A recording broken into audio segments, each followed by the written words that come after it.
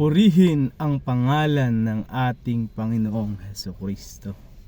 Isang mapagpalang umaga mga kaibigan, mga kapatid. Ako nga po pala si Brother Vicente, isang United Pentecostal believer. We believe that have only one God, but in three titles: Father, Son, Holy Spirit. His name is Jesus. In based on Matthew 28:19. Ang sabi sa Matthew 28:19, humayo kayo at gawin niyong alagad ang lahat ng mga bansa, na sila inyong bautismuhan sa pangalan ng Ama, ng Anak at ng Espiritu Santo. Amen. Hallelujah. Meron lamang po tayong isang Diyos na makapangyarihan sa lahat, at hallelujah, walang nilikha, amen, kung hindi sa pamamagitan niya ang lahat ng mga bagay. At kung hindi siya ay walang nilikha, amen, hallelujah, dahil siya lang ang manlilikha, no? Nilikha niya ang langit at lupa at lahat ng bagay ayon sa kanyang mga salita. Praise God, amen. Kaya ang sabi sa John 1:1, nang pasimula siya ang salita, at ang salita ay sumasa Diyos, at ang salita ay Diyos. Gayon din ng pasimula, verse 2. Verse 3, walang nilikha kung hindi sa pamamagitan niya. Amen. Sa verse 14 ang sabi, at ang salita ay nagkatawan tao at tumahan sa gitna natin. Kaya bilang Ama manlilikha, amen, nagkataw ang tao siya, isinilang siya ni Mama Mary at tinawag siyang anak. Amen. At nang matapos niya ang kanyang mission dito sa mundo na iligtas ang tao sa ginawa niya sa krus ng Kalbaryo, praise God, hallelujah, muli siyang bumalik sa kalangitan. Amen. Kaya ang sabi sa Matthew 28:19, sa Matthew 18:20, may dalawa o tatlo na nagkatipon sa aking pangalan, ako'y nasa kanilang kalagitnaan. Amen. The Father, the Son, the Holy Spirit, amen, ay mayroon lamang pong isang pangalan. At ang pangalang yon, ang sabi sa Matthew 1:21, sapagkat siya magsisilang ng isang bata, at Jesus ang ipapangalan sa kanya, sapagkat tutubusin niya ang kanyang bayan mula sa pagkakasala. Amen.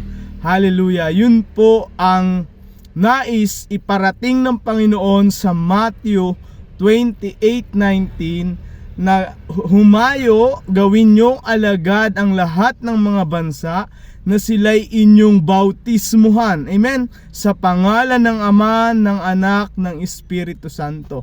Amen. At marami pong relihiyon ang hindi nakaunawa sa utos ng Panginoon. Amen. Ginawa po ng maraming relihiyon na ginamit po ito mismo, word for word, na pinambabautismo nila. Ngunit ang hinihingi po nga dito ng Panginoong Hesukristo ay kailangan tayong mabautismuhan sa pangalan. Kaya ang inutusan po ng Panginoong Hesukristo that time ay ang Apostol Pedro. Kaya nga po ang sabi ni Apostol Pedro sa Acts 2:38, mangagsisi kayo at magpabautismo ang kada isa sa inyo, amen, sa pangalan ng Panginoong Hesukristo sa ikapagpapatawad, amen, ng inyong mga kasalanan, at tatanggapin nyo ang kapangyarihan ng banal na Espiritu Santo. Amen. Dito po papasok, kung tayo po'y ginanap po natin ang pagsunod sa utos ng Panginoon, ito po yung magiging way para po mapatawad ang ating mga kasalanan, mga kapatid. Amen. Dahil nga po ang sabi sa Romans 6:23, ang kabayaran ng kasalanan, kamatayan. Amen. Datapwat ang kaloob ng Diyos ay buhay na walang hanggan sa pamamagitan ng Panginoong Hesukristo. Amen. Praise God. Hallelujah. Kaya nga po ang sabi sa Mark 16:16, ang maniwala at magpabautismo maliligtas, datapwat ang hindi ay parurusahan. Praise God. Hallelujah. Glory to God. Hallelujah mga kapatid, mga kaibigan, salamat po sa inyong bibigay laan hallelujah ng oras upang panoodin ang bidyong ito hallelujah. Ito po ay makatutulong sa atin hindi po sapat, mabuti po ang makinig, amen, ngunit hindi po sapat, amen, dahil hallelujah sabi din po sa salita ng Panginoon hallelujah, nasa mga huling araw na po tayo at marami pong bulaang propeta, marami po ang nagpapahayag sa salita ng Panginoon, ngunit hindi angkop ang kanilang kaunawaan na binigay ng Panginoon, amen. Kaya po marami pong relihiyon, amen, ngunit isa lang ang Diyos, isa lang Biblia, pero thousand of religion na po praise God. Kaya po hindi sapat ang pakikinig lang, kundi suriin po natin ang ating pananampalataya, amen. Dahil ang kaligtasan po ay ating makakamtan habang buhay pa tayo, amen, ay sumampalataya tayo sa Panginoon. Dahil sinabi rin po ng Panginoong Hesukristo na hindi lahat ng pananampalataya ay makapagliligtas, amen. Kaya sabi nga in Matthew 6:33, but seek ye first the kingdom of God and His righteousness, and all these things shall be added unto you. Even sa kaunawaan ipagkakalob ng Panginoon yung mga needs natin, hallelujah. Salita po yun ng Panginoon, hindi ko po ito salita, galing po ito sa Panginoon. Kung uunahin natin hanapin ang kanyang katwiran at ang kanyang kaharian, ay pawang idaragdag niya lamang, amen.